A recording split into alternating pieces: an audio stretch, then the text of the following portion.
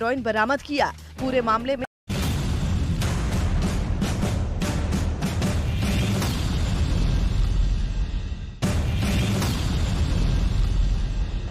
महाराष्ट्र के पूर्व मुख्यमंत्री और बीजेपी नेता देवेंद्र फडणवीस के एक बयान ने महाराष्ट्र की सियासत में एक नई बहस छेड़ दी है।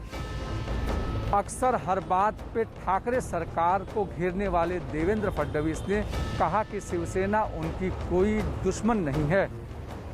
ये बयान उस समय सामने आया है जब शिवसेना नेता संजय राउत और बीजेपी नेता आशीष शेलार के बीच गुप्त बातचीत के बाद सियासी गलियारों में नई बहस गर्म हो गई है। सियासत में अदावत के कितने मायने हैं ये वक्त के साथ तय होता है। हाल के दिनों में जिस बीजेपी और शिवसेना के बीच सियासी तल्खियां बनी हुई हैं, उन तल्खियों के बीच मुलाकातों की मिठास महाराष्ट्र के सियासी गलियारों में एक नई पटकथा लिखना शुरू कर दी है। बीजेपी नेता आशीष शेलार और शिवसेना नेता संजय राउत की मुलाकात के बाद पूर्व सीएम देवेंद्र फडणवीस का जो बयान सामने आया, उसके सियासी गलियारों में अलग अलग किस्म के मायने निकाले जा रहे हैं। सबसे पहले सुनिए कि आखिर देवेंद्र फडणवीस ने कहा क्या। आमच्यात शत्रुत्व नव्हतंच ना, कधी शत्रू थोडी होता।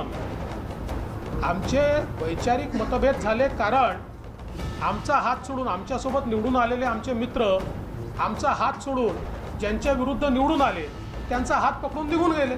सेना नेता संजय राउत ने भी बीजेपी से दोस्ती से इनकार नहीं किया। उन्होंने राजनीतिक मतभेदों के बीच दोनों दलों के बीच अच्छी दोस्ती होने का दावा किया। हालांकि उन्होंने इस दोस्ती और सरकार के बीच कोई संबंध नहीं होने की बात भी कही। मिलना जुलना होता है, बातचीत होती है, लेकिन अब हमारे रास्ते अलग हो गए हैं पॉलिटिकली। और फडणवीस साहब का भी यही कहना है, राजनीति में अगर रास्ते अलग होते हैं, आप देखो आमिर खान और किरण राव रास्ते अलग हो गए लेकिन दोस्त हैं। बोला ना, वैसे है ये, रास्ते अलग है लेकिन दोस्ती कायम। पिछले महीने मुख्यमंत्री उद्धव ठाकरे ने दिल्ली जाकर प्रधानमंत्री नरेंद्र मोदी से मुलाकात की थी। कुछ मिनटों की अकेले में हुई मुलाकात ने महाराष्ट्र के सियासी गलियारे में अलग अलग चर्चा और सुगबुगाहट तेज कर दी थी।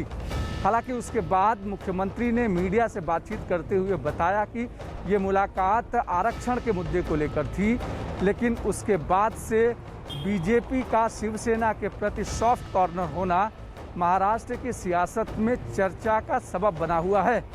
लेकिन कांग्रेस का कहना है कि सियासी मतभेदों के अलावा किसी में कोई मतभेद नहीं। मेरे ख्याल से राजनीति एक अलग विभाग है, अलग विषय है। उसमें राजनीति को अगर दुश्मनी के तौर पे कोई देखने लगा, मुझे नहीं लगता कि ये सही है।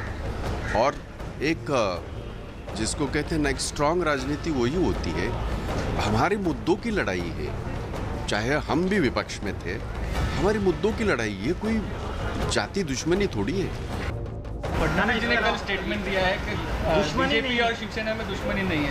तो बिल्कुल है, महाराष्ट्र के राजकारण की यही मानसिकता है कि हम लोगों का कोई आपस में बैर नहीं होता, ये चुनाव की प्रक्रिया होती है। देवेंद्र फडणवीस ने जो स्टेटमेंट दिया उसमें कोई नयापन नहीं है। शिवसेना और कांग्रेस के साथ गठबंधन में शामिल एनसीपी भी इस कूटनीतिक बयानों के दंगल में कूद पड़ी। एनसीपी नेता नवाब मलिक ने देवेंद्र फडणवीस के बयान पर अपनी प्रतिक्रिया देते हुए कहा था कि हाथ मिलाने से दिल की दरार खत्म नहीं होती। दिल मिले न मिले, हाथ मिलाते रहिए। अगर मन में दरार है तो जबान से बोलने से दरार खत्म नहीं होती। हम ये मानते हैं कि महाराष्ट्र में राजनीति में कटुता या शत्रुता नहीं रहनी चाहिए, इसमें हम विश्वास नहीं रखते। लेकिन हाथ मिला लेने से, जबानी जमा खर्च कर देने से बिगड़े हुए रिश्ते सुधरेंगे, अगर किसी को लगता है तो अच्छी बात है। महाराष्ट्र में कभी शिवसेना और बीजेपी के गठबंधन की सरकार हुआ करती थी, लेकिन आपसी मतभेद के कारण गठबंधन टूटा और शिवसेना कांग्रेस एनसीपी के एक बेमेल गठबंधन की सरकार बन गई। कांग्रेस और शिवसेना के बीच आए दिन तल्खियां जमीन पर दिखाई देती हैं। इस बीच देवेंद्र फडणवीस का ये बयान कि शिवसेना कोई दुश्मन नहीं है, आने वाले महाराष्ट्र के भविष्य की तरफ इशारा करती है। कहते हैं कि जान की रखवाली करने वाला अगर खुद जान का दुश्मन बन जाए तो बचना मुश्किल हो जाता है। देश में बच्चों के लिए एक ऐसा ही नया दुश्मन पैदा हो गया है। दावा किया जा रहा है कि कोरोना से ठीक होने वाले बच्चों में MIS-C नाम की नई बीमारी देखने को मिल रही है। अब तक 2000 से अधिक बच्चे इसकी गिरफ्त में आ चुके हैं। अकेले जयपुर में 17 बच्चों की मौत हो चुकी है। हैरानी की बात यह है कि बच्चों की जान की दुश्मन वही कोविड एंटीबॉडीज़ बन गई है जो इम्यूनिटी बढ़ाकर मरीजों की जान बचाने का काम करती है। एंटीबॉडीज यानी शरीर में मौजूद वो चीज जो बैक्टीरिया, वायरस या किसी भी बाहरी चीज से शरीर के अंदर ही लड़कर उन्हें मारने का काम करती है और इस तरह वो शरीर को बीमारी से ठीक कर देती है।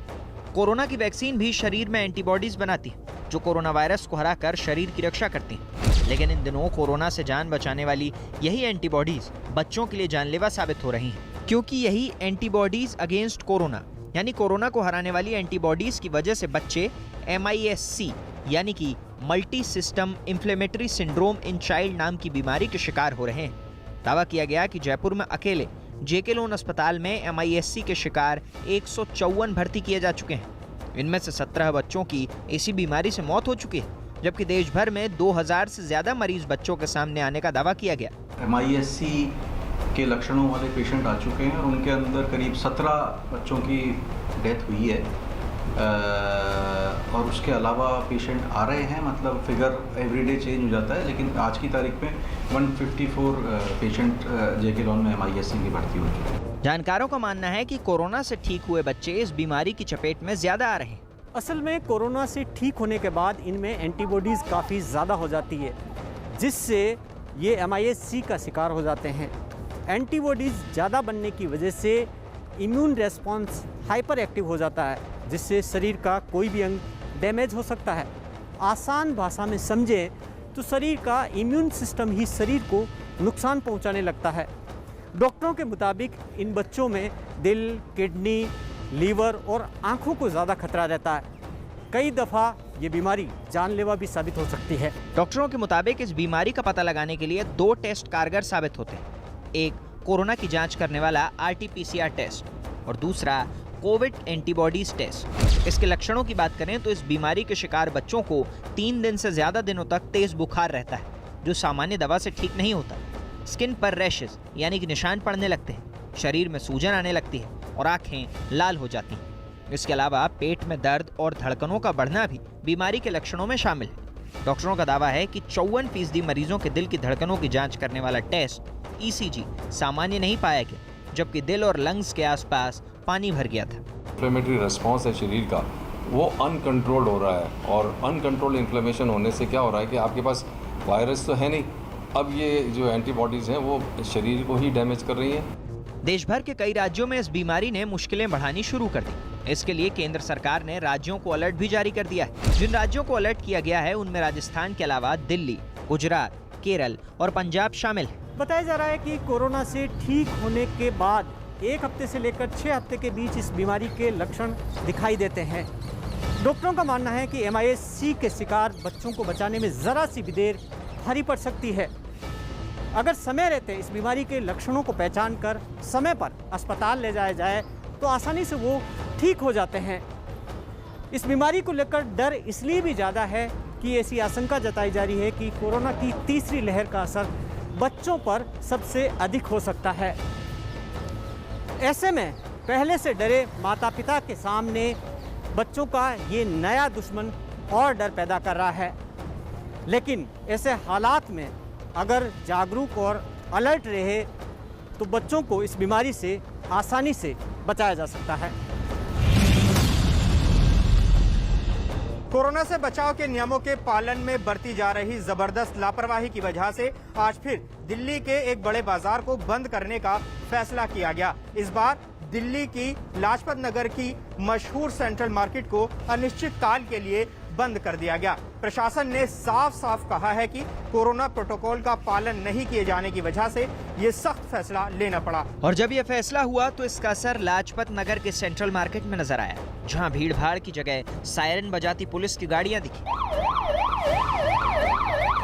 लेकिन ये तो महज झांकी थी। सूना बाजार, बंद दुकानें, कुछ दुकानों के तालों पर लगी सील, सख्ती के लिए मुस्तैद पुलिस वाले और इन दुकानों में काम करने वालों के बुझे चेहरे।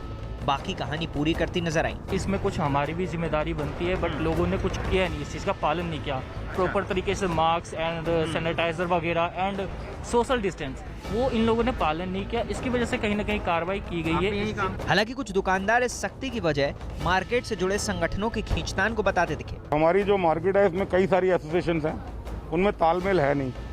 ना तालमेल होने की वजह से हमारी मार्केट के एक प्रेसिडेंट ने एसडीएम को सर्वे के लिए बुलवाया यहाँ पर। उस सर्वे के अंदर एसडीएम साहब ने जब मार्केट में भीड़ देखी, भीड़ को तो कोई दुकानदार नहीं रोक सकता। अगर भीड़ आएगी दुकानदार कैसे रोक लेगा भीड़ को? रश था मार्केट के अंदर, 8 बजे दुकानें भी बंद हो गई थी।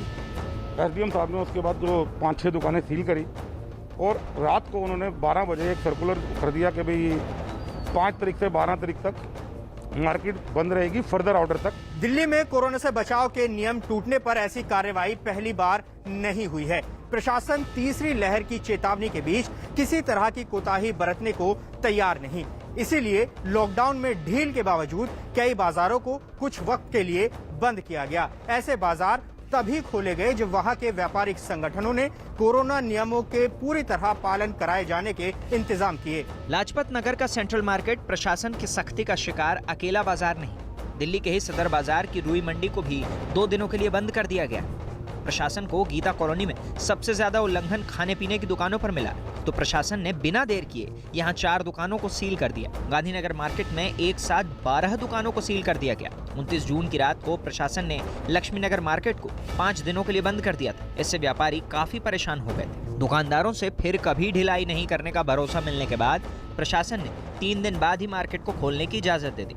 कोरोना के नियमों का पालन नहीं करने की वजह से नांगलोई में भी 2 बाजारों को बंद करवा दिया गया। तीसरी लहर की चेतावनी के बीच कोरोना के मामले अभी दिल्ली से खत्म नहीं हुए। आंकड़ों के मुताबिक दिल्ली में बीते 24 घंटे में 94 लोग कोरोना की चपेट में आए, जबकि 7 लोगों की मौत हुई। ऐसे में जरा सी लापरवाही भारी पड़ सकती है। छोटी सी चूक की वजह से कोरोना की तीसरी लहर को मौका न मिल जाए, इसलिए दिल्ली सरकार और प्रशासन लोगों को बार बार आगाह कर रहे हैं। नियमों में छूट मिलने के बाद दिल्ली की तमाम सड़कों पर जबरदस्त भीड़ उमड़ रही है। खासकर दफ्तर जाने के वक्त तो कई इलाकों में जाम लगने लगा है। ऐसे में बेवजह घरों से निकलने वालों पर कार्रवाई के लिए पुलिस ने बैरिकेड लगाकर जांच शुरू कर दी है। कोरोना से बचाव के नियमों का पालन नहीं करने वालों के खिलाफ कार्रवाई भी की जा रही है। चूंकि कोरोना महामारी के खतरों के बीच ही अब जिंदगी को रफ्तार पकड़नी है, इसलिए दिल्ली सरकार ने आज से खिलाड़ियों के लिए स्टेडियम खोलने की इजाजत दे दी है। सरकार के इस फैसले से खिलाड़ी खुश नजर आए। कोरोना से बचाव और तीसरी लहर को टालना नामुमकिन नहीं है। मास्क, सैनिटाइजेशन, वैक्सीनेशन और सोशल डिस्टेंसिंग के चक्रव्यूह से कोरोना को आसानी से हराया जा सकता है, लेकिन इसका पालन कराने के लिए सरकार ही सख्ती करे ये ठीक नहीं है। जनता और तमाम संगठनों को सरकार की हिदायतों का पालन करना होगा। ऐसा नहीं हुआ तो फिर जान और माल दोनों का नुकसान होना तय है। एक बार फिर भारत का सिरदर्द बढ़ने वाला है, क्योंकि अफगानिस्तान में तालिबान धीरे धीरे मजबूत होने लगा है। इतना मजबूत कि खुद अफगानी फौज तालिबान का मुकाबला करने में डरने लगी है। खबर है कि उत्तर पूर्व अफगानिस्तान में तालिबान का लगातार दबदबा बढ़ता जा रहा है और अफगानिस्तान के 300 सैनिक जान बचाकर तजाकिस्तान पहुंच गए हैं। यानी तालिबान ने अब अफगानी सैनिकों को खदेड़ना शुरू कर दिया है। अफगानिस्तान में तालिबान अब अफगान की फौज पर भारी पड़ने लगे। जैसे जैसे अफगानिस्तान से अमेरिकी सैनिकों की संख्या कम होती जा रही है, तालिबान की पकड़ फिर से अफगानिस्तान पर और मजबूत होने लगी है। तालिबान ने 1/3 से ज्यादा जिलों पर कब्जा करने का दावा किया है। उत्तर पूर्वी अफगानिस्तान में तालिबान लगातार अपना कब्जा बढ़ाता जा रहा है और इलाके में अपनी पकड़ मजबूत करता जा रहा है। हर रोज कई जिले उसके कब्जे में आते जा रहे हैं। लेकिन पूरी दुनिया उस वक्त हैरत में पड़ गई जब यह खबर सामने आई कि अब अफगानिस्तान की सेना भी तालिबान से मुकाबला करने में खुद को कमजोर समझने लगी। बल्कि ये भी कहा जा रहा है कि तालिबान के बढ़ते कदम ने अब अफगानी सैनिकों को खदेड़ना शुरू कर दिया है।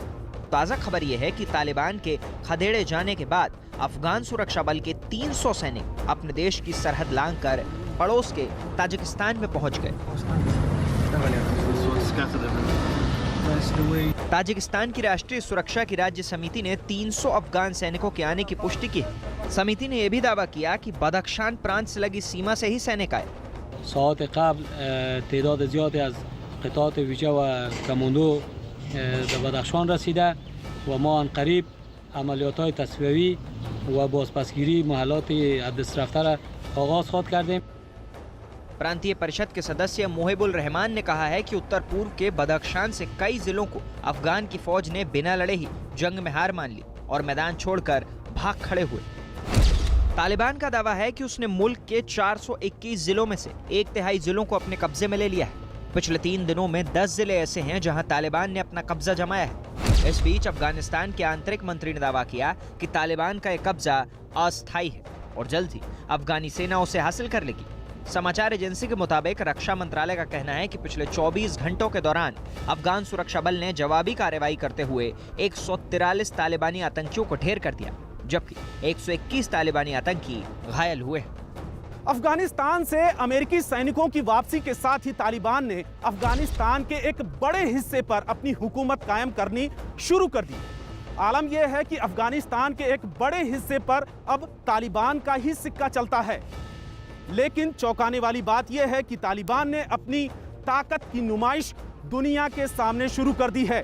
इसी सिलसिले में उसने विदेशी पत्रकारों के एक दल को उस जगह पर जाने की इजाजत दे दी जिसे उसने अफगान के सेना के कब्जे से छुड़ाया था। वर्दक प्रांत के एक सैन्य ठिकाने पर कब्जा जमाने के बाद तालिबान ने विदेशी पत्रकारों की एक टीम को अपने अड्डे पर बुलाया और उन्हें वो हथियार दिखाए जो इन लोगों ने अफगान सैनिकों से छीने।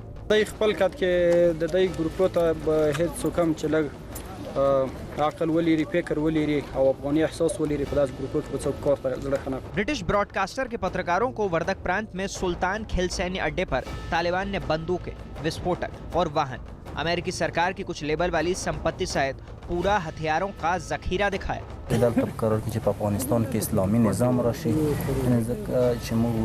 कुर्बानी वर्कड़ी दो निज़ाम इस्लामी निज़ाम खातर दो पावर देशगाल अफगानिस्तान के जिन हिस्सों पर तालिबान ने अपना कब्जा कर लिया है, अब वहां के लोगों को अपनी ताकत का असर दिखाकर ऐसे वीडियो बनाकर दुनिया को दिखाना शुरू कर दिया है कि तालिबान से बेहतर तो कोई है ही नहीं।